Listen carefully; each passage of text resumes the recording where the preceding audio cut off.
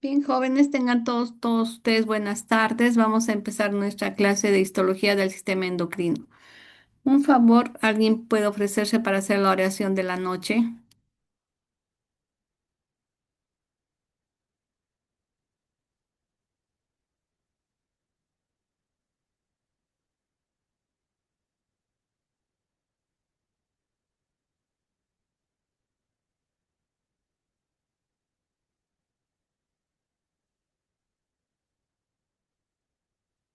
A ver, nadie se ofrece. Doctora, para iniciar, Ya, gracias. ya, oramos.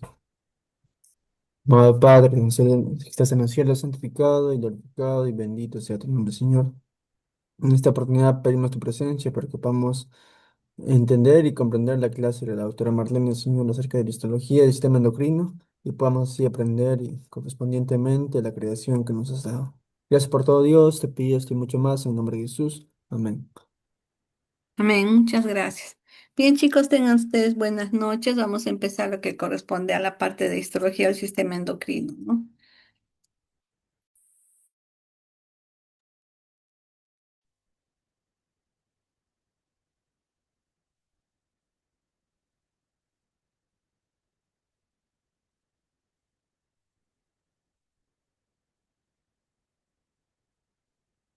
¿Está corriendo, ven? Sí, doctora, buenas noches. Ya, hola, ¿cómo estás? Ya, entonces, cuando hablamos de sistema endocrino, vamos a hablar lo que corresponde a las glándulas endocrinas primarias y también vamos a considerar a otro tipo, digamos, de no solamente órganos, sino también más que todo son células que están distribuidas en varios órganos de nuestro organismo y que también van a cumplir esta función, ¿no? Entonces, dentro de las principales tenemos el hipotálamo, la hipófisis, la glándula pineal, la glándula tiroides, paratiroides, las suprarrenales, tenemos a los ovarios, la placenta, los testículos, entre otros, ¿no? Y dentro también de lo que corresponde a los otros tipos de células, tenemos a las células neuroendocrinas que también van a participar con la función de secreción de ciertas sustancias, ¿no? Y que las tenemos distribuidas sobre todo en lo que son, digamos, el aparato respiratorio, el tracto gastrointestinal, más que todo, ¿no? Entonces, el sistema endocrino es un conjunto de órganos que producen que producen las hormonas que constituyen, digamos, unas sustancias más que todo de diversa composición y que van a actuar sobre los órganos, ¿no? Entonces, para cuya función va a ser controlar, regular y coordinar las funciones de estos órganos, ¿no? Van a trabajar en un sistema de feedback, es decir, si ya, digamos, se ha conseguido el objetivo, se produce una retroalimentación negativa y deja de haber los factores estimulantes, ¿no? Entonces, agrupan a una serie de glándulas de secreción interna, ¿no? Entonces, pueden seguir el eje hipotálamo hipofisiario glandular o también pueden hacer, digamos, ser estimulados por otro tipo de señales, ¿no? No tienen conductos de secreción, lo hacen, digamos, su secreción va directamente a los vasos sanguíneos. Por ahí es que estos órganos son muy vascularizados, ¿no? La función principal de todas ellas es regular las actividades metabólicas de nuestro organismo. Acá tenemos más o menos graficado el sistema endocrino. Tenemos la parte glandular y vean, en medio de ellos vamos a tener los vasos sanguíneos a donde directamente va a ir el producto de secreción, ¿no? Entonces, algunas glándulas van a tener, digamos, diversos sistemas de vasos sanguíneos que van a estar distribuidos de diversa forma, ¿no? Entonces, todas ellas van a tener el objeto de que su producto de secreción vaya directamente a estos vasos sanguíneos, ¿no? Entonces, o en algunas glándulas las vamos a ver así, otras van a tener un sistema así más o menos parecido a este esquemita, ¿no? Entonces, vamos a tener que las hormonas las células glandulares van a producir un producto de secreción que son las hormonas, ¿no? Estas hormonas van a actuar sobre los receptores de las células blanco, ¿no? Estas células blanco van a traducir estas señales y van a actuar a nivel del núcleo, ¿no? Sobre todo a nivel del DNA, produciendo, digamos, el efecto deseado. Entonces, igual, ¿no? Todo esto va a funcionar en este sistema ordenado en el que, digamos, hay un orden y una secuencia de procesos. Entonces, las hormonas que vienen a ser estos productos, la mayoría son péptidos, que serían proteínas, también tenemos esteroides. Los esteroides van a ser producidos generalmente en las gónadas, ahí tenemos la testosterona y en la corteza suprarrenal. Ahora, pueden ser también otros productos de secreción, ahí tenemos a las hormonas tiroideas derivadas de la tirosina, ¿no? Y el mecanismo de retroalimentación es positiva y negativa, como habíamos visto. Ahora tenemos también otras células secretoras que se llaman células secretoras del sistema neuroendocrino difuso, ¿no? Lo van a ver como SNP. Estas células enteroendocrinas van a producir secreciones como la secretina, modulina y gastrina que van a actuar a nivel del tracto gastrointestinal. Ahora, el sistema endocrino tiene tres sistemas de control, ¿no? Puede ser, digamos, una secreción que va a ir directamente a la sangre, o puede ser, digamos, también que el producto de secreción vaya a actuar sobre la célula que está a su costado, inhibiendo, digamos, su producto de secreción, ¿no? Y el otro mecanismo sería un mecanismo autocrino, ¿no? Que la misma célula regula la producción de hormonas. Ahora, el origen de las hormonas pueden ser, como habíamos dicho, péptidos, esteroides y derivados de los aminoácidos o ácido araquidónico. Acá tenemos el sistema de control, aquellas secreciones que van directamente a los vasos sanguíneos. Acá tenemos el sistema de control paracrino en que las células al producir su efecto de secreción van a hacer efecto sobre la célula que está a su alrededor, ¿no? A través de los receptores. Y el otro mecanismo de control es el control autocrino, ¿no? Que la misma célula regula su producción hormonal. Entonces recordemos que toda glándula endocrina va a tener en su estructura histológica una conformación similar. Va a tener por fuera una cápsula que va a estar formada por tejido conjuntivo laxo, ¿no? Hablamos con la presencia de fibroblastos, fibras colágenas y fibras reticulares con terminaciones nerviosas y vasitos. Luego vamos a tener el parénquima glandular, que básicamente está formado por tejido epitelial, ¿no?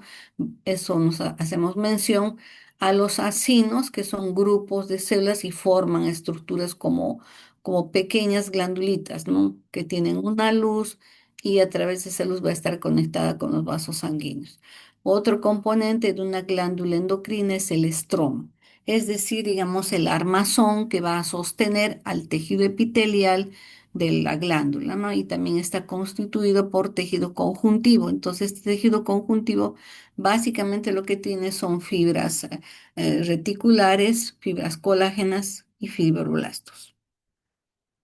Entonces, el primer eje que vamos a ver es el eje hipotálamo hipoficiario. Como sabemos, el hipotálamo es una estructura que la tenemos en el diencéfalo, ¿no? Entonces, este hipotálamo, a través de unas estructuras que van a ser los núcleos, van a producir, digamos, los factores estimulantes que van a actuar sobre la adenohipófisis, y la adenohipófisis a su vez va a ejercer, digamos, su efecto, o va a producir sus hormonas que van a ir a actuar directamente a otros órganos, ¿no? Como son la tiroides, la glándula suprarrenal, la paratiroides, el ovario, el testículo, entre otros.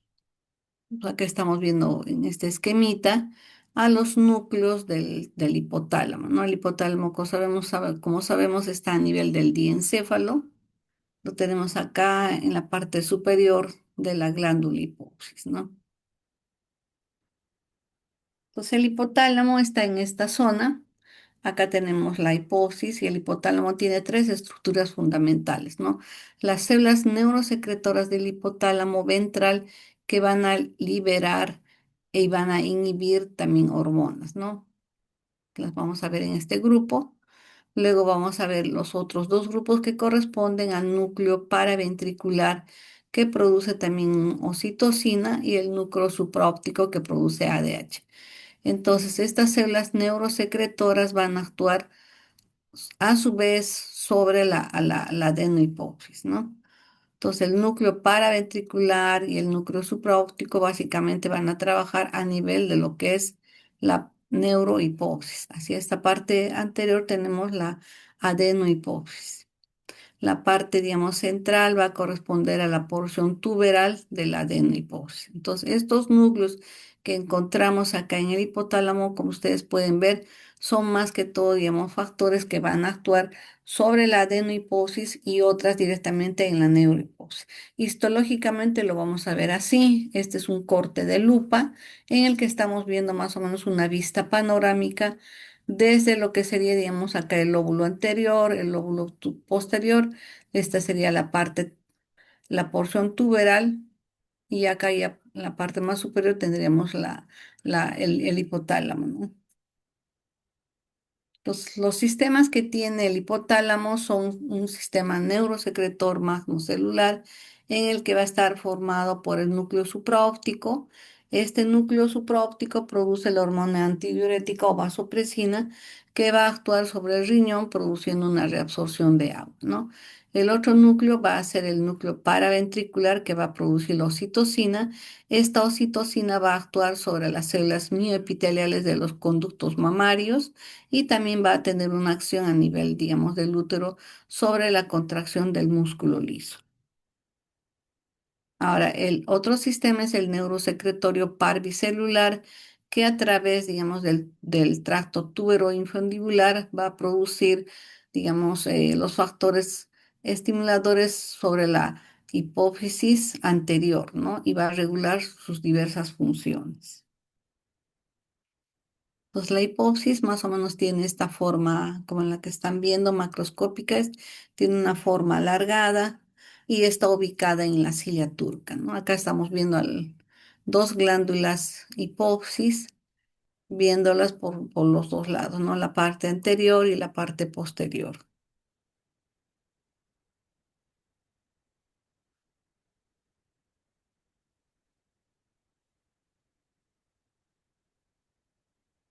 Entonces, la estructura que va, digamos, a tener la hipófisis, como habíamos visto, está dividida en lo que es la adenohipófisis, que sería el lóbulo anterior, y la neurohipófisis, lóbulo posterior, ¿no? Entonces, ambas estructuras embriológicamente se forman por separado, pero para luego unirse y formar la glándula hipófisis, ¿no?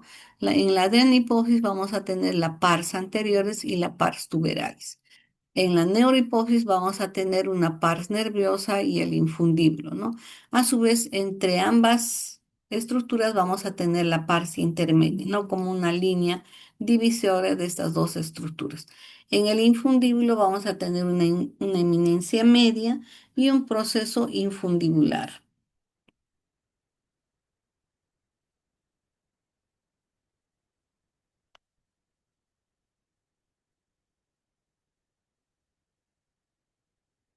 Entonces, acá en la adenohipófisis vamos a ver prácticamente va a ser, digamos, el parénquima que va a tener, digamos, la parte glandular, ¿no? Entonces, estas células parenquimatosas van a formarse y van a, digamos, vamos a verlas como cordones. Estas células van a formar, digamos, tres grupos principales: las células basófilas, las células acidófilas y las células cromófagas. Entonces, ahora el estroma, que va a ser el armazón sobre el que asienta el parénquima en la adenohipófisis, va a estar formada básicamente por tejido conjuntivo. Este tejido conjuntivo va a tener capilares, va a tener fibroblastos que sintetizan las fibras de reticulina y que también vamos a encontrar fibras colágenas. Todas ellas van a formar ese armazón que va a sostener a estas células, ¿no? Basófilas, acidófilas y cromófilas. Ahora, la otra parte de la hipófisis va a constituir la neurohipófisis, ¿no? Entonces, en esta neurohipófisis básicamente vamos a encontrar dos estructuras, ¿no? Los cuerpos de Hering, que van a ser los axones amielínicos y se les observa o se les ve como unas dilataciones quísticas que almacenan hormonas, ¿no?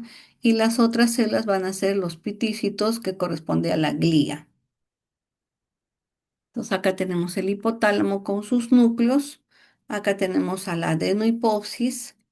Tenemos la pars tuberalis, la par distales del lóbulo anterior. En la neurohipófisis tenemos la eminencia media, tenemos el proceso infundibular, la pars nerviosa, ¿no? Y esta parte central que está dividiendo ambas estructuras correspondería a la pars intermedia. Histológicamente lo vamos a ver así en el corte. Todo esto corresponde a la adenohipófisis. Entonces, esta sería la pars tuberalis. Acá tenemos a la neurohipófisis, la pars intermedia. Con un acercamiento vamos a ver que esta parte va a corresponder a lo que es la neurohipófisis y acá vamos a observar a los acinos glandulares de la adenohipófisis, ¿no? En esta vista panorámica vamos a notar la presencia de grupos de células basófilas, es decir, estas células moraditas que serían las células basófilas. Vamos a ver también unas células rojitas que van a ser grupos de células rojitas que forman acinos, grupitos de células que son las células acidófilas, ¿no? Y las células cromófagas que no se pintan y tienen un citoplasma claro, ¿no? Entonces acá tenemos la neurohipófisis y acá la adenohipófisis. Acá con una aproximación podemos distinguir un poquito mejor. Vemos esos cordones de células. Acá tenemos un grupo de células acidófilas. Las células acidófilas tienen citoplasma rojito o eosinófilo. Y las células basófilas tienen un citoplasma, como su nombre lo dice, de un color morado, un núcleo central. Todas tienen el núcleo central, pero las células basófilas son un poco más grandes que las células acidófilas, ¿no? Entonces, ese es otro detalle que también nos ayuda a diferenciar cuál es cuál, ¿no? Y las células cromófagas vendrían a ser aquellas células que no se pintan, ¿no? Que tienen el citoplasma más claro. Acá la flechita nos va a señalar cuál es cuál. ¿Y ves? Acá está la célula cromófaga, no se ha pintado, tiene el citoplasma claro. Entonces, entre células basófilas y acidófilas son las que se encuentran en mayor proporción y en menor proporción tenemos a las células cromófagas. En la neurohipófisis, ¿qué es lo que vamos a observar? Vamos a observar básicamente tejido nervioso. Acá vemos los cuerpos de Hering, que son vesículas que almacenan hormonas, y tenemos a los pituicitos, ¿no? Que se les ve, digamos, es la glía y tienen una forma más o menos alargada, ¿no? Ambas estructuras tienen abundante vascularización y funcionan a través de un sistema porta. Entonces, los pituicitos son células gliales que se hallan en la neurohipófisis. Facilitan la secreción de hormonas, tanto la vasopresina o la oxitocina, y actúan también como células de soporte y regulación de la secreción hormonal. Los cuerpos de Hering van a ser acúmulos de gránulos neurosecretores en los extremos terminales de los axones de las neuronas hipotalámicas, ¿no? Almacenan hormonas como la oxitocina y la ADH, ¿no? Que se liberan directamente al torrente sanguíneo. Ahora, ¿cuáles son las características microscópicas electrónicas de las células encontradas en la parte anterior, es decir, en la adenohipófisis, ¿no? ¿Qué, digamos, células vamos a encontrar? Entonces, ahora nosotros habíamos visto células basófilas, acidófilas y cromófagas, ¿no? Entonces, con la coloración de hematoxilina y eosina distinguimos esos tres grupos. Pero esos tres grupos no solamente, digamos, están así ubicados en la adenohipófisis, ¿no? Tenemos que nosotros ver cuál es, digamos, su producto de secreción de cada una de ellas, ¿no? Y para esto hacemos, digamos, uso de coloraciones especiales, como las coloraciones de inmunohistoquímica, que van a, digamos, y separar, van a tipificar cada grupo celular y qué producto de secreción van a producir, ¿no?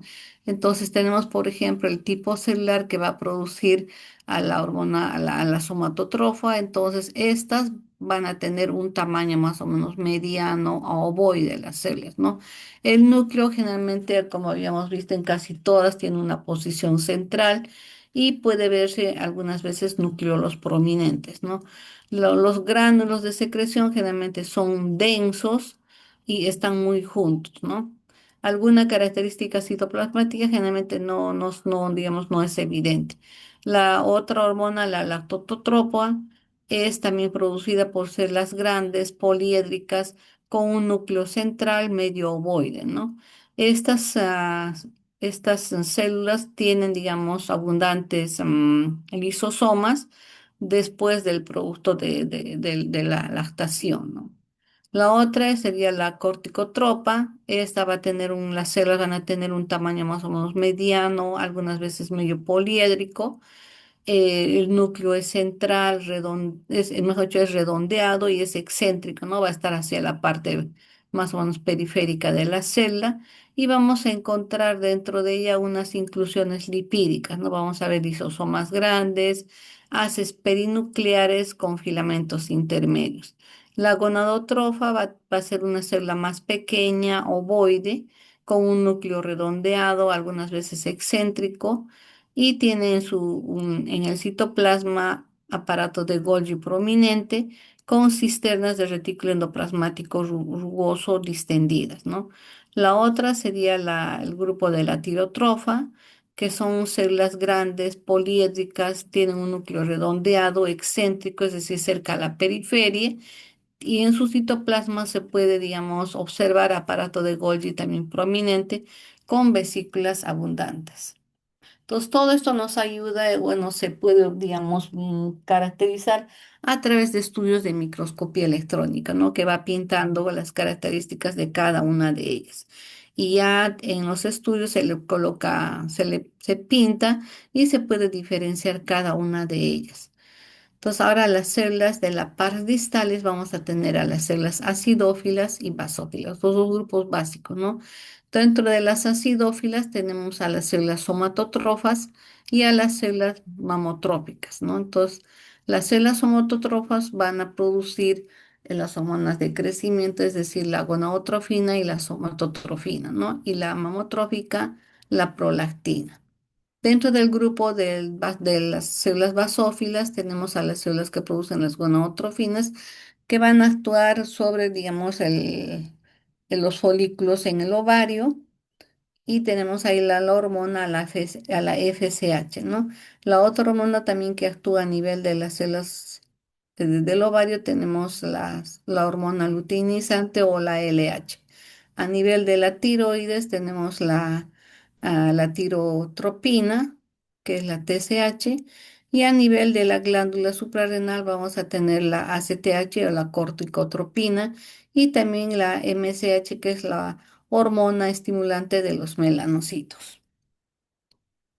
Entonces, como ven, digamos, la organización de la glándula hipófisis se da básicamente a través de estos grupos celulares, ¿no? Y la tipificación, la confirmación se hace con coloraciones especiales. Cada grupo que se quiere estudiar se hace básicamente cuando, por ejemplo, queremos saber por qué se está produciendo un factor estimulante más que otro que nos está produciendo, ya sea, digamos, cuadros patológicos, ¿no? Diversos. Uno de ellos, por ejemplo, sería la acromegalia, en la que se estudie qué es lo que está pasando, ¿no? Porque la persona está teniendo, digamos, deformidades con el crecimiento, digamos, de las manos y crecimiento de algunas prominencias en el rostro, ¿no? Acá vemos las diversas sustancias que actúan sobre, ya sea sobre el riñón, el útero, la glándula mamaria, a nivel del hueso, del músculo, igual, ¿no? A nivel de los ovarios, el testículo, la tiroides, la suprarrenal. Como sabemos, todo este sistema es ordenado, mantiene una homeostasis en nuestro organismo, ¿no? Entonces, eso permite que nuestro metabolismo pueda llevarse de una manera correcta, ¿no? Entonces, como les decía, para ver, digamos, el producto de secreción, hacemos uso, digamos, de la inmunistoquímica, ¿no? Entonces, vamos a ver acá, por ejemplo, las células somatotrofas que van a producir la somatotrofina, ¿no? Para la tiroides igual, Acá para las gonadotrofinas igualmente, para la corticotrofina, la lactotropina, ¿no? Entonces, cada una de ellas vamos a poder, digamos, visualizar su presencia, si están, digamos, en una proporción adecuada o su presencia está incrementada. Entonces, estas coloraciones especiales nos ayudan, digamos, a determinar si hay digamos, una homeostasis en su presencia y en su funcionamiento. Porque como les decía, con las coloraciones de hematoxilina y eosina no es, digamos, fácil poderlas visualizar, individualizar cada una de ellas, ¿no? Distinguimos los tres grupos: basófilas, acidófilas y cromóforas. Acá en este otro cortecito igualmente vemos los cordones celulares de la adenohipófisis. Acá tenemos la parte que corresponde a la neurohipófisis, ¿no? Y esta parte sería la parte intermedia.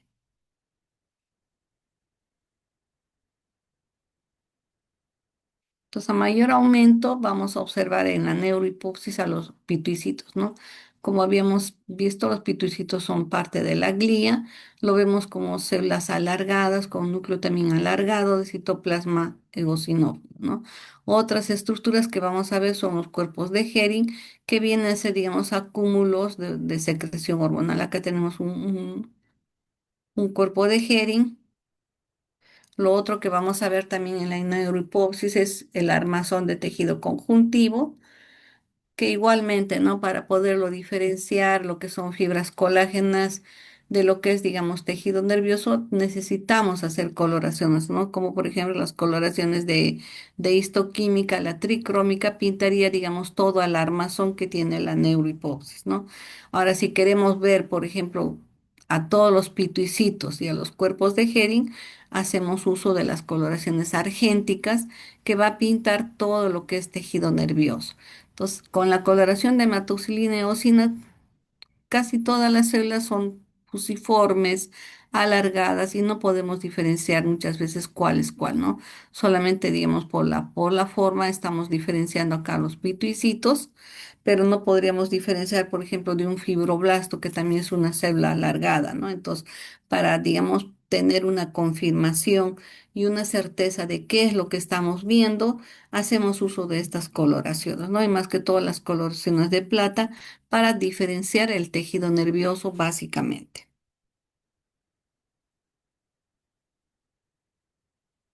Acá a mayor aumento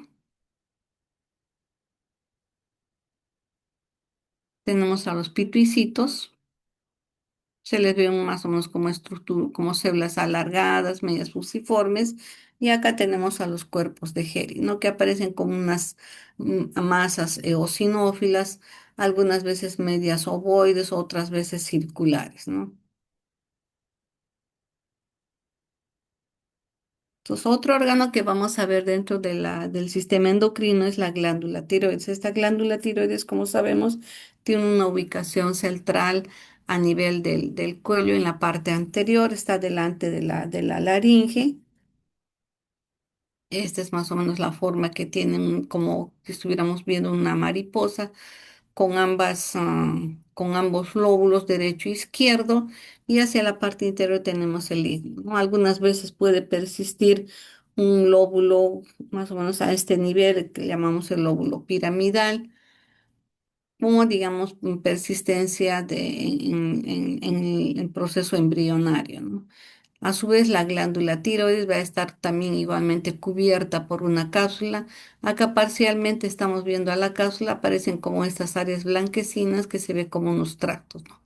Entonces, el aspecto más o menos tiene un aspecto carnoso cuando se ve macroscópicamente. El color es un color pardo grisáceo. Ahí estamos viendo la cara anterior de la tiroides, y esta es la posición en la que la vemos, ¿no?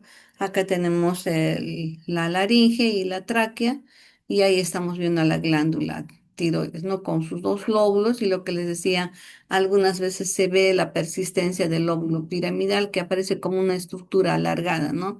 Más o menos a nivel central.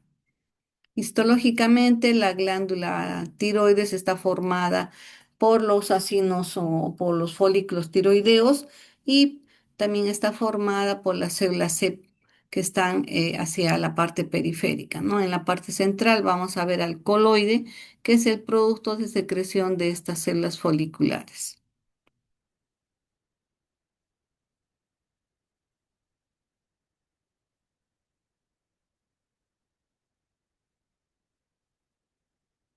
Entonces, toda estructura glandular va a tener un parénquima que básicamente va a estar formado por la parte glandular, ¿no? Entonces, en la glándula tiroides, lo que vamos a observar en el parénquima, vamos a tener a los folículos tiroideos. Estos folículos tiroideos van a estar formadas por células foliculares, vamos a tener otras células parafoliculares y el producto de secreción que es el coloide, ¿no? Que aparece como una masa rosada en la parte central. Y lo otro que vamos a observar es el estroma, esa parte formada por tejido conectivo que forma una especie de un armazón que tiene abundantes fibras reticulares, ¿no? Y vasos sanguíneos que le van a dar el soporte y la nutrición a la parte glandular. Entonces, en el corte histológico, como vamos a ver, esta es una glándula tiroides normal. Vean acá, estos son los folículos tiroideos, cada una de estas estructuras que algunas veces tienen esta forma, digamos, pueden ser como unos cuadrados, pueden ser circulares, pueden tener esta forma medio ovoidea, unos pueden ser más grandes y otros más pequeños, ¿no? Las células foliculares generalmente son células cúbicas que están hacia la parte periférica y cuyo producto de secreción va a ser el coloide, ¿no? Que lo estamos viendo acá como un área rosada. Entonces, esto es lo normal. Periféricamente vamos a tener a las células parafoliculares o células C. En medio, digamos, a nivel del intersticio, vamos a tener vasos sanguíneos y vamos a encontrar fibroblastos, fibras colágenas y fibras reticulares, formando el armazón.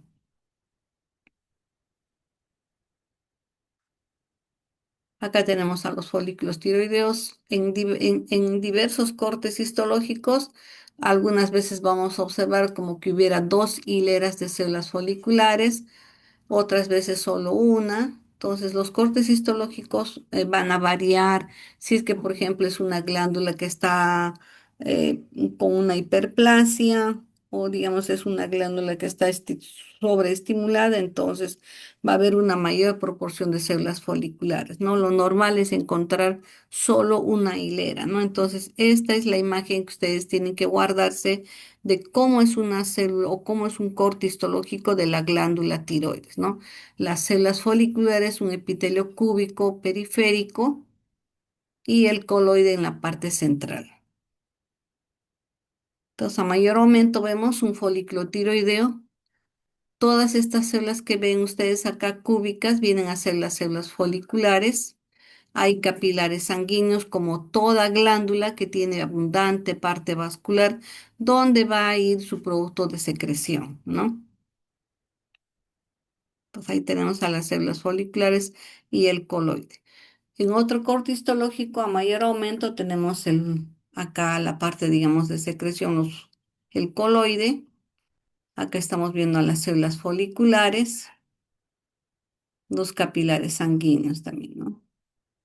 Igualmente, en la glándula tiroides también para poder diferenciar a las células parafoliculares o células C, hacemos uso igualmente de la inmunistoquímica, ¿no? Para, digamos, caracterizarlas y poderlas, digamos, visualizar con mayor propiedad.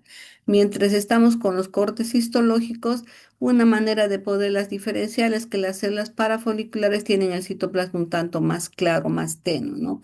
De esa manera podemos distinguir, pero específicamente para ver, digamos, la proporción o la cantidad normal de estas células C o parafoliculares, necesitamos las coloraciones de inmunistoquímica, ¿no? Esta coloración va a permitir ver, digamos, la proporción y la forma de las células, ¿no? Que no estén alteradas, que en verdad mantengan su núcleo central y la cantidad de citoplasma también adecuado, ¿no?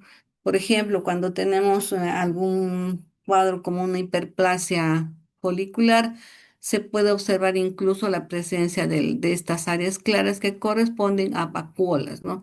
Entonces, estas vacuolas las vamos a observar en folículos hiperplásicos, la mayoría, ¿no? Que forman como una especie de ramificaciones, pedículos o proyecciones digitiformes, porque las células cuando están produciéndose o están multiplicándose, están en división, van a empezar a proliferar, a aumentar y no solamente, digamos, van a estar en esta posición así rodeando el folículo, no van a tener que acomodarse y para acomodarse todas ellas van a formar una especie de formaciones digitiformes, ¿no? Que lo vamos a ver cuando veamos patología. Acá tenemos las coloraciones de inmunistoquímica, vean, está permitiendo, digamos, ver qué tipos de células tenemos, ¿no? Entonces, así pinta la inmuna, va a pintar, digamos, a las células foliculares en la parte periférica. Entonces, como les decía, esto nos ayuda a precisar con mayor exactitud la proporción de estas células, ¿no? Solamente, digamos, el grupo control que nosotros queremos observar es el que se pinta, ¿no? Entonces, la otra estructura que tenemos adyacente a la glándula tiroides es las glándulas paratiroides, ¿no? Estas glándulas son un número de cuatro, la mayoría de las veces las observamos en la cara posterior.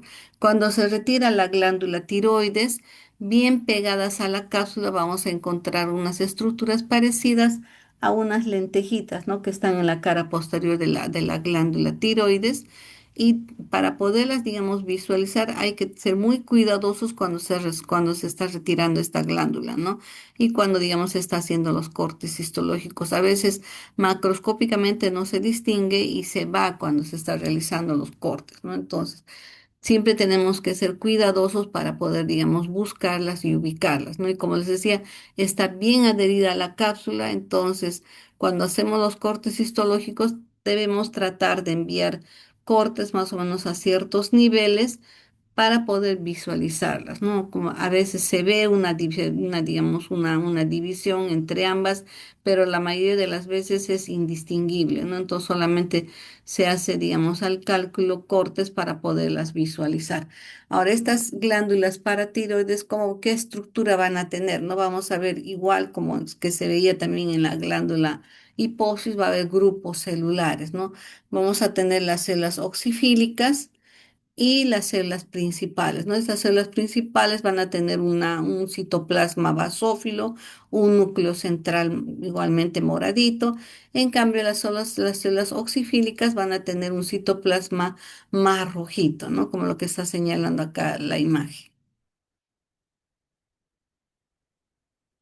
Entonces, más o menos esta es la forma. Acá vemos, por ejemplo, una glándula tiroides y la glándula paratiroides aparece así, ¿no? Entonces, algunas veces se puede, digamos, delimitar, otras veces no. Como habíamos visto, son generalmente cuatro. Acá las dimensiones son entre 3 a 6 milímetros, es decir, tienen una medida de medio centímetro. El 10% de las personas pueden tener entre 2 a 3 glándulas, un 5% tienen 5 y un 0,2% pueden encontrarse hasta 6 glándulas, ¿no?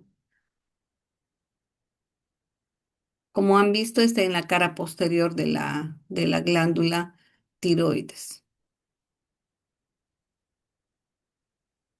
Como toda glándula va a tener dos partes, ¿no? El parénquima y el estroma. Entonces, acuérdense, esto también es pregunta de examen, ¿no? ¿Cómo es la conformación de las glándulas? La mayoría tiene esta conformación de tener parénquima y tener un estroma, ¿no? Y por fuera está cubierta por la cápsula. En este caso de la glándula paratiroides, como está directamente en contacto con la cápsula hacia la cara posterior de la tiroides, no vamos a ver, digamos, una estructura, una delimitación entre ambas, ¿no? Va a estar formado su parénquima directamente por cordones glandulares formados por las células principales y las células oxifílicas, ¿no? El estroma, igual que las otras glándulas, va a tener tejido conjuntivo con vasos capilares, terminaciones nerviosas y también vamos a observar parte de tejido adiposo en su conformación. Acá estamos viendo a la glándula tiroides. con los folículos tiroideos y vean directamente en contacto, no hay, digamos, un tejido que delimite o forme una cápsula en la glándula paratiroides. Y lo que estamos viendo acá son las células entre principales y oxifílicas, ¿no? Llega un momento en que muchas veces pues como lo que están viendo acá en la figura, no se puede diferenciar ambos grupos celulares, ¿no? Y hacemos coloraciones especiales igualmente para poder precisar la proporción que hay entre ambas, ¿no? Acá tenemos otro cortecito que se ve con lupa. Estamos viendo todo esto correspondería a la glándula tiroides y vean, se visualiza un grupito de células más basófilas, más oscuritas, más moraditas y esto corresponde a la glándula paratiroides.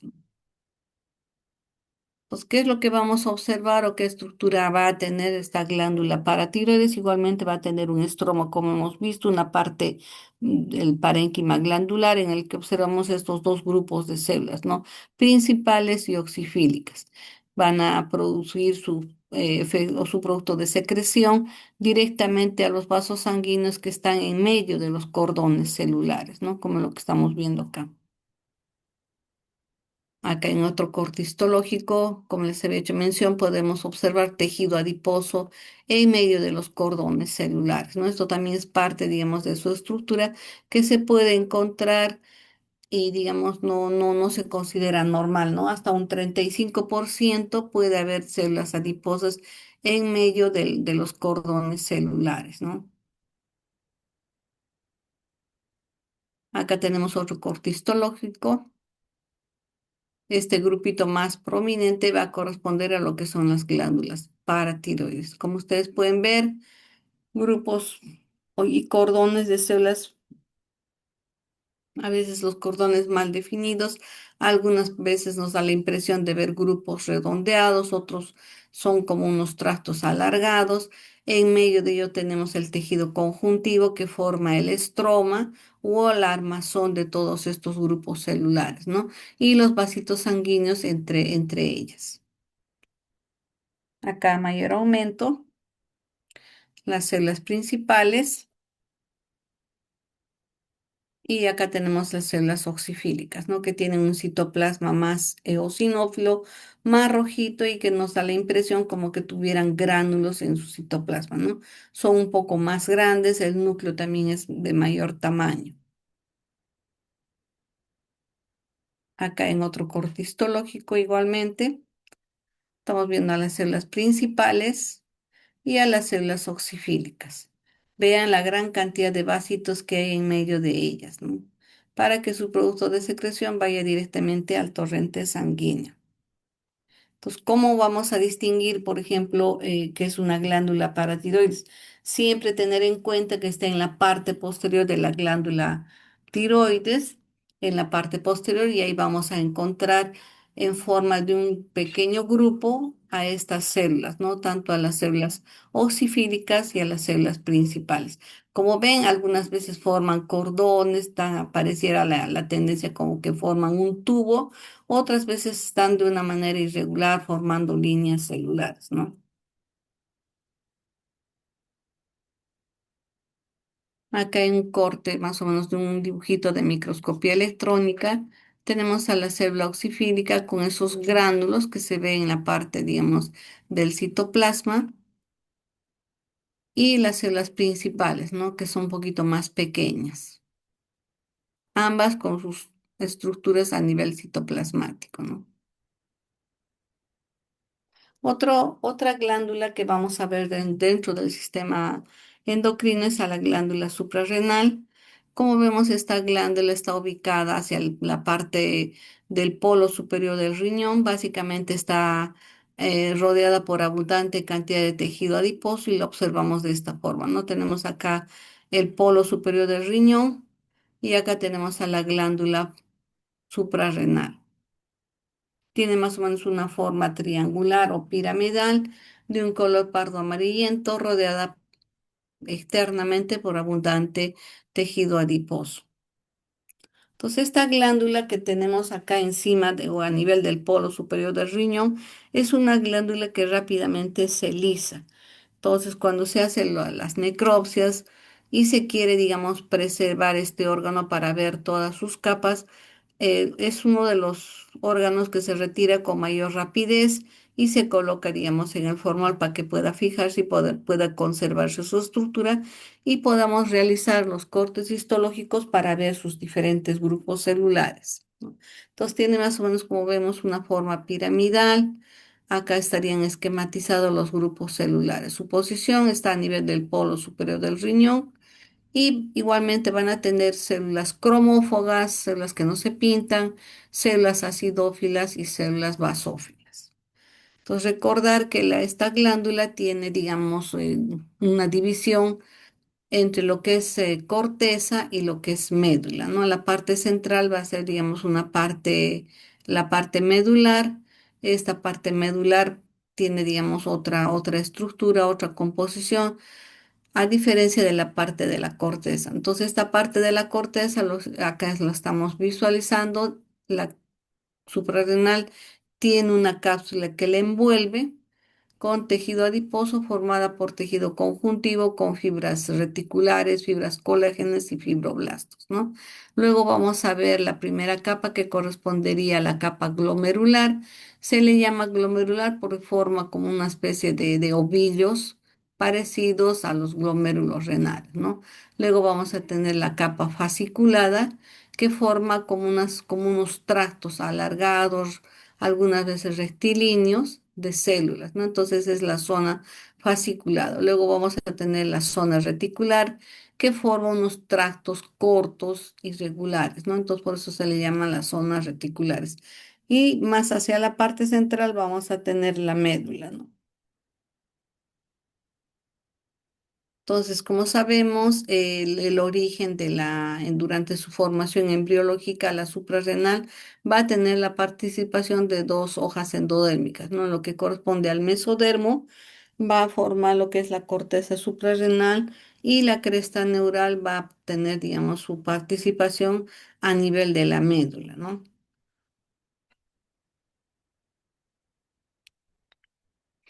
Acá tenemos un corte histológico visto con lupa, con una vista panorámica.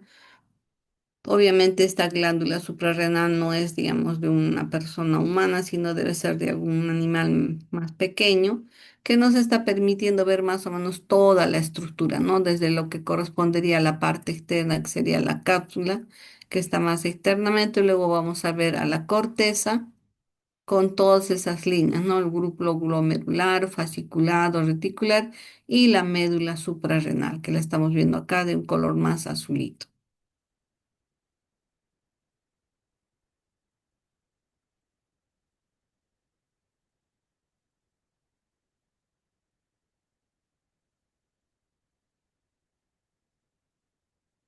Acá estamos en este cuadrito, estamos viendo más o menos la estructura que tiene la glándula suprarrenal.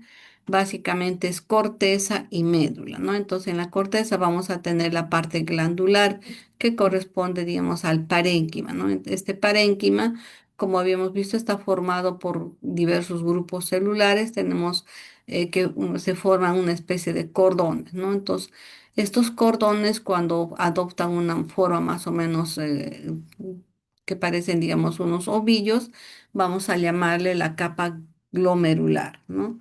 Luego vamos a ver tractos alargados, como si fueran cordones, que tienen mayor longitud, sería la capa fasciculada, ¿no? Y luego vamos a tener otro grupo más pequeño que son las células reticulares, ¿no? Y que forman también como unos pequeños acúmulos, como trabéculas, por lo que llamamos la capa reticular. Entonces, ahora en el estroma, como toda glándula, va a estar formada por tejido conjuntivo con abundantes capilares. Vamos a tener fibroblastos. Estos fibroblastos van a secretar las fibras de reticulina que forman ese armazón, ¿no? Junto con los vasos sanguíneos que le dan soporte y nutrición. Ahora, la otra parte de la glándula suprarrenal corresponde a la médula, ¿no? Esta médula va a estar formada acá por tres grupos de células. Vamos a tener las células cromafines, las células de sostén y las células ganglionares, ¿no? Como sabemos, esta parte de la médula va a derivar de la cresta neural y es básicamente tejido nervioso. Igualmente en la médula el estroma va a tener tejido conjuntivo con abundantes capilares, va a haber pocos fibroblastos que sinteticen fibras de reticulina. Entonces, las células de la médula suprarrenal son las células cromafines. Estas células, como sabemos, derivan de la cresta neural y también son llamadas cromocitos, ¿no? O células medulares. Están agrupadas en nidos y cordones pequeños, separados por capilares pequeñitos, no por vasitos pequeños. Las células generalmente son células poligonales, grandes, de bordes mal definidos. Muchas veces no se delimita la separación entre una y otra célula, ¿no? Estas células tienen abundante citoplasma con gránulos en su interior, generalmente basófilos, ¿no? Puede haber alguna, digamos, variación en el tamaño de las células, que unas células sean más grandes que las otras, ¿no? El otro grupo que vamos a observar son las células sustentaculares o células de soporte, ¿no? Básicamente son células fusiformes y están, digamos, a la periferia de las células cromafines, ¿no? Asociados a la presencia de abundantes vasos capilares. Las otras células que vamos a ver son las células ganglionares. Estas células ganglionares son células individuales o también pueden estar formando pequeños grupos asociados a haces nerviosos mielinizados. Acá estamos viendo las capas de la glándula suprarrenal en un corte histológico. Por acá vemos la cápsula, que es tejido conjuntivo con fibroblastos, fibras reticulares que le dan, digamos, el soporte externo. Y vemos también periféricamente el tejido adiposo, ¿no? Este tejido que aparece como una malla con células que parecen huecos, esto corresponde a tejido adiposo, ¿no?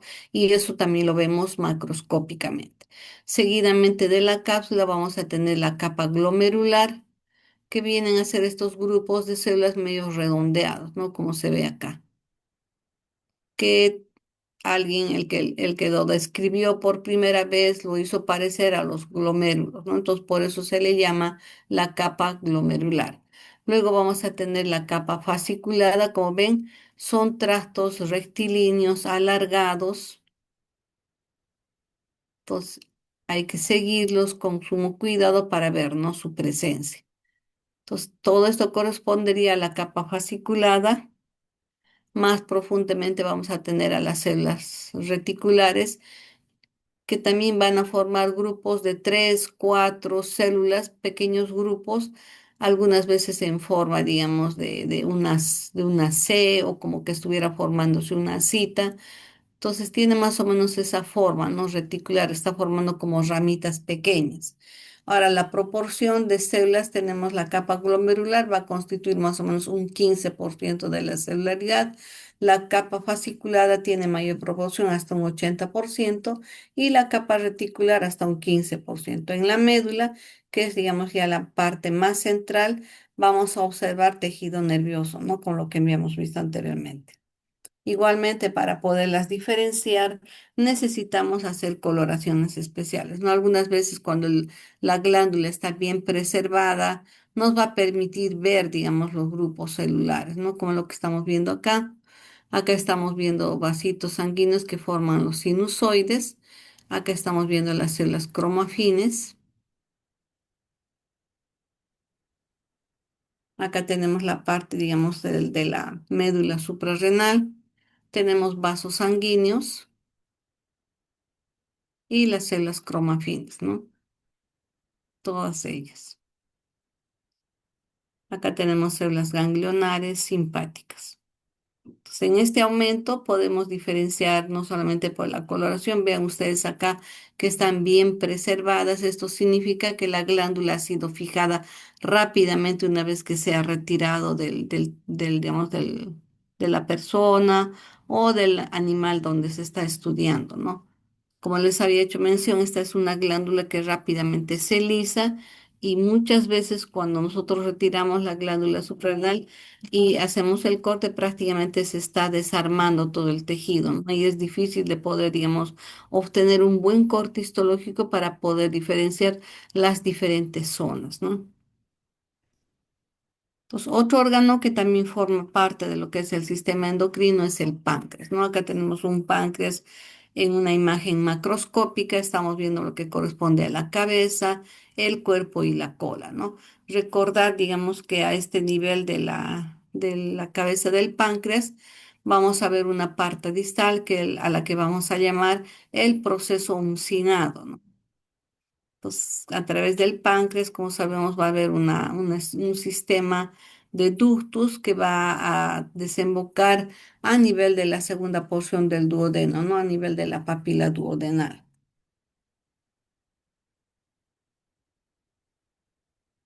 Esta glándula, igualmente como todas las otras glándulas, va a tener, digamos, una conformación en el que vamos a observar un parénquima y un estroma, ¿no? Entonces, la parte del páncreas que nos toca o corresponde, digamos, a la parte endocrina va a corresponder a los islotes de Langerhans, ¿no? Entonces, como sabemos, el páncreas es un órgano que tiene un componente exocrino y un componente endocrino, ¿no? La parte exocrina va a formar, digamos, los acinos glandulares que producen, digamos, diversas enzimas. Eso corresponde al páncreas exócrino. En la parte, digamos, que corresponde al sistema endocrino, vamos a ver que son los islotes de Langerhans los que van a, digamos, formar parte de este sistema, ¿no? Entonces, estos islotes de Langerhans van a estar inmersos en el parénquima de la glándula del páncreas, ¿no? Entonces, forman más o menos como unos ovillos de cordones celulares, ¿no? Dentro de los islotes de Langerhans, que son estos grupos celulares, vamos a encontrar varios tipos, ¿no? Vamos a tener a las células alfa, a las células beta, a las células delta, tenemos a las células Fe y a las células epsilon. Luego vamos a ver que también como todas las glándulas tienen un estroma que está formado por tejido conjuntivo con abundantes vasos, puede haber, digamos, la presencia de fibras reticulares y los fibroblastos que se hallan en menor proporción. Entonces, si vemos un cortecito más o menos de un esquema de lo que es un islote de Langerhans, lo vamos a ver así, ¿no? Como una estructura más o menos circular, redondeada, que va a tener a los diversos grupos celulares, ¿no? En el corte histológico con hematoxilina y eosina, básicamente se puede distinguir, digamos, hasta dos grupos celulares, ¿no? Unas células que sean un poquito más claras y otras células que son un poco más oscuras, más no así el resto de las células. Tenemos que hacer coloraciones especiales para poder diferenciar cada una de ellas, ¿no? Acá tenemos, digamos, el producto de secreción. Las células alfa van a producir el glucagón, las células beta, la insulina, proinsulina, el péptido C y la milina. Las células delta tenemos la somatostatina, las células F, el polipéptido pancreático y las células epsilon, la grelina. Entonces acá vemos en un corte histológico al islote de Langerhans. Como ven, son estructuras más o menos circulares, formadas por cordones celulares. Entonces acá ven todas estas células que son un poquito más rojitas, forman los acinos del páncreas exócrino. Todas estas células van a producir enzimas y el islote de Langerhans va a constituir lo que es el páncreas endocrino, nada más por las hormonas o las sustancias que producen, ¿no? Acá estamos viendo con coloraciones especiales, la inmunistoquímica está permitiéndonos delimitar a las células alfa. Acá tenemos las células beta que hay en mayor proporción. Entonces, la inmunistoquímica va a pintar el cromófobo o el cromógeno que pinta a las células es de color marrón. Entonces, por eso que estamos viendo que las células que han sido marcadas solamente se pintan ellas y acá tenemos a las células alfa, ¿no? Acá tenemos a las células beta. Ahora, los islotes de Langerhans van a tener también la presencia de capilares sanguíneos donde se van a, digamos, revertir los productos de secreción de estas células, ¿no? Entonces, en una coloración de hematoxilina y eosina, como han visto, no es, digamos, tan fácil de poderlas precisar. No sabemos la forma más o menos redondeadas que tienen y los cordones de células que están en su interior. Más no, digamos, podemos individualizar y separar cada línea celular. Para, digamos, tener una mayor certeza y ver cuál es cuál, hacemos coloraciones de inmunistoquímica como lo que han visto ustedes, ¿no? Otra glándula que también forma parte del sistema endocrino es la glándula pineal, ¿no? Entonces lo vamos a ver a nivel del tercer ventrículo. Acá tenemos el cuerpo calloso y acá tenemos bien profundamente a la glándula pineal. Entonces, en el corte histológico, cuando estamos viendo un corte de un hemisferio cerebral, no es tampoco tan fácil de poder delimitar, ¿no? Nos guiamos por la posición en la que se encuentra esta glándula, ¿no? Es importante, digamos, su función, la función que cumple. Generalmente es una glándula impar, está a nivel del techo del diencéfalo, tiene un peso hasta de 200 miligramos y puede medir entre 5 a 8 milímetros, ¿no? Es menos de un centímetro. Esta glándula pineal tiene la función de regular los ciclos circadianos, es decir, el sueño y la vigilia, y la secreción de melatonina. Asimismo, vemos también que se considera oncostática, geroprotectora y antioxidante y con acción gonadal. Histológicamente, la glándula pineal tiene unas células más o menos poligonales que tienen un núcleo central, forman como una especie de nidos o lóbulos y una superficie periférica rodeada por estroma, ¿no? Rodeada por tejido conjuntivo. Todo esto va a estar a su vez envuelto por la pía madre. Acá estamos viendo la parte externa donde está la pía madre y la parte glandular de la glándula pineal. Entonces acá vemos en su composición astrocitos y los pinealocitos, ¿no? Las células que estamos viendo acá, con un núcleo más amplio, núcleo prominente. Y vean, no todas las células tienen, digamos, una delimitación a nivel, digamos, del borde citoplasmático, ¿no? Como ven acá en el corte histológico, casi todas las células son parecidas. Unas, digamos, son más redonditas. No hay, digamos, una diferenciación, ¿no? Acá estamos formando, por ejemplo, un acino. En otras está formándose cordones. Entonces, sabemos que es la glándula pineal porque, digamos, el corte histológico se ha obtenido, digamos, del tejido y hacemos los cortes histológicos, ¿no? Entonces, para poderlas diferenciar y ver cuál es cuál, igual hacemos coloraciones de inmunistoquímica, ¿no? En esta imagen, en este corte histológico, podemos, digamos, haciendo un esfuerzo, observar, digamos, algunas rosetas, ¿no? Como que las células se colocan, digamos, alrededor y en una parte central medio rosadita, ¿no? Por acá podemos tener otra roseta.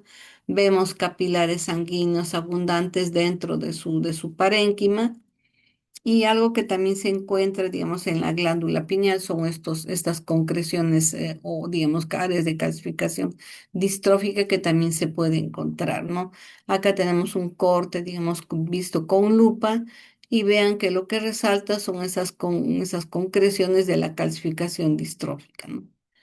Entonces, en la parte, digamos, glandular, vamos a ver acá los pinealocitos, todas estas células que están por acá.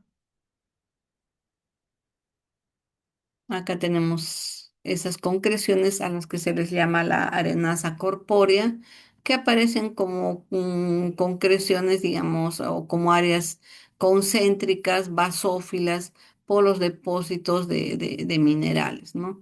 Acá tenemos un vaso sanguíneo, acá todas estas células son pinealocitos. Como ven, pueden formar grupos de tres células, pueden formar como una especie de cordones, o sea, digamos, no hay una delimitación o, digamos, hay una precisión en decir no solamente hay acinos o solamente, digamos, son cordones, no tienen diversa posición y en algunas, como les decía, que es como que las células se colocan hacia alrededor de una parte central, ¿no? Acá tenemos esta parte de la arenaza corpórea, esas áreas de calcificación y el resto correspondería a los pinealocitos, ¿no? Con vasos sanguíneos. Acá mayor aumento, un astrocito, acá los pinealocitos, acá también estamos viendo, ya digamos con una aproximación de un 100x, estamos pudiendo ver, digamos, ¿no? Entonces vean, las células no tienen un orden, están dispuestas indistintamente, le damos mayor aumento, algunas pueden ser medias triangulares, otras son más o menos redondas. Y el corte pues nos hace aparecer como que espacios claros entre ellas, ¿no? Pero es por el corte. Acá vemos esas prolongaciones vasculares que forman, ¿no? Como unas rosetas. Acá igualmente. Y estos vienen a ser los pinealocitos. Acá la arenaza corpórea. Y como pueden ver acá, estas rosetas perivasculares se hacen más evidentes con coloraciones de inmunohistoquímica, ¿no? Entonces ahí sí las podemos visualizar con mayor precisión y, digamos, ver la forma del núcleo y del citoplasma, ¿no? Acá con mayor aumento, con acercamiento, cómo se colocan alrededor de los vasitos. Entonces, solamente esto para recordar que la glándula pineal se ubica más o menos en la parte anterior del diencéfalo, como habíamos visto, mide menos de un centímetro, entre 5 a 8 milímetros, tiene un tinte más o menos, una coloración más gris rojiza y sintetiza y secreta la melatonina, ¿no? En el estroma vamos a ver que tiene neuroglía y tiene aparte del estroma, tiene neuroglía y células parenquimatosas, ¿no? Deriva del tercer ventrículo. Bien, chicos, hasta acá habríamos llegado a lo que corresponde al sistema endocrino, la parte que corresponde a ovarios y testículos lo hacemos en el sistema reproductor. Si tuvieran alguna pregunta.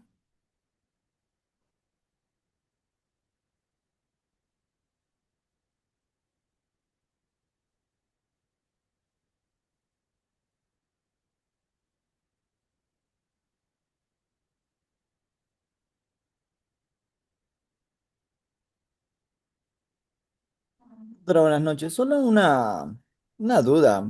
Ajá. Patito te dijo hace un ratito, la glándula pineal dijo que se podía ver la pía madre. Acá sí se ve la pía madre, ¿no? Si regresamos la parte más externa digamos, de la glándula. A ver, Sí, ahorita lo vamos lo a que ver. me resultaba ahí interesante es que se veía bien adherido al... O sea, yo pensaba que eran como que dos estructuras distintas, ¿no? Pero ahí se No, veía... no, no, no, no, no, a veces, como te digo, o sea, no es tan fácil de poderla delimitar, o sea, la pía madre sabemos que, digamos, es la envoltura que está en directo contacto con el cerebro, ¿verdad? Entonces, histológicamente aparece como algunas, como que hay fibras reticulares, algo, digamos, de fibras colágenas, ¿no? Pero es muy, muy, digamos, escaso el tejido, ¿no? Entonces, en algunas partes de la pineal sí se puede observar, en otras no. Depende, digamos, de la destreza de la persona que lo ha sacado, la minuciosidad y que lo haya podido separar e individualizar, ¿no? Algunas veces depende, digamos, si el parénquima cerebral está bien conservado y se puede disecar, ¿no? Ahora no es, digamos, fácil de poderlo hacer. Generalmente el cerebro se puede llegar a fijar a veces entre 2 semanas a 3 semanas, ¿no? Generalmente nosotros cuando hacemos las necropsias, el cerebro lo dejamos fijando un mes, ¿no? Al cabo de ese tiempo ya podemos hacer los diferentes cortes histológicos. Si ustedes alguna vez han visto un cerebro, la consistencia es blanda por la estructura que tiene abundante, digamos, tejido graso, ¿no? Dentro de su componente. Entonces, esto hace que rápidamente se pueda, digamos, desmoronar o los cortes no sean parejitos, ¿no? Tenemos que tener el cerebro bien duro para poder hacer los cortes. Entonces, ahí es cuando recién se puede, digamos, disecar a la glándula pineal, mientras es bien difícil, ¿no? Retirar con toda la parte, digamos, externa donde se pueda ver la pía madre, ¿no? Prácticamente nosotros tenemos que tener mucha imaginación para decir, ¿no? Acá está, digamos, la pía madre y cuando hacemos los cortes histológicos no siempre encontramos esa delimitación, ¿no? Podemos coger parte de parénquima cerebral y no se veríamos la parte externa. Oye, muchas gracias, doctora. Ya.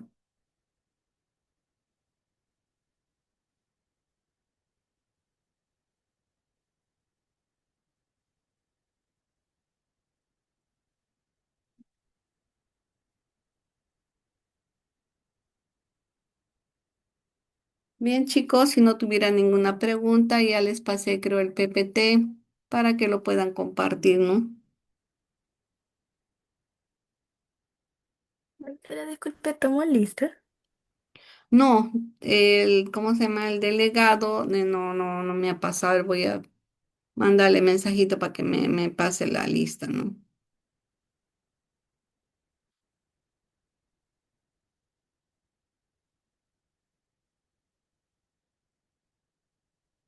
Para que no se vayan antes de pasar la lista.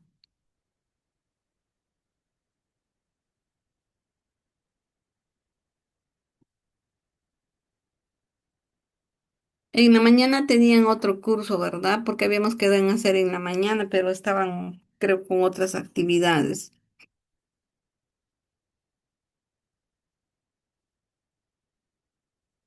Sí, doctora. Doctora, el delegado me comunicó que tenía que salir un momento, pero Ya. acá estoy tomando ya la captura de los que están presentes para pasar lista. Ya le paso al delegado para que le pueda dar alcance. Sí, porque ¿cómo se llama? La clase debió haberse desarrollado en la mañana, ¿no? Y ya la señorita secretaria me dijo que si no se cumple, digamos, el horario fijado, puede haber sanción para el grupo, ¿no? Entonces, por eso yo le dije, de todas maneras tenemos que hacer la clase ahora, ¿no? Yo sé que han tenido de repente una jornada larga, tienen cosas que hacer o ya han tenido curso y pueden estar cansados, ¿no? Me imagino. Entonces, ya por eso vimos, ¿no? La otra hora donde se podía hacer es ya más o menos a las 6, ¿no? Que de 3 a 6 he tenido con otro grupo para sistema respiratorio. Sí, de cualquier forma, ya también para lo de la lista ya tomé la captura y ya se le va a dar alcance al delegado. Ya, muy amable. Muchas Ahora, gracias.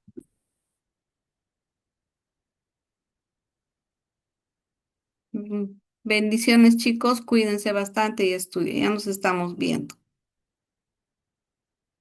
Gracias por vuestra atención.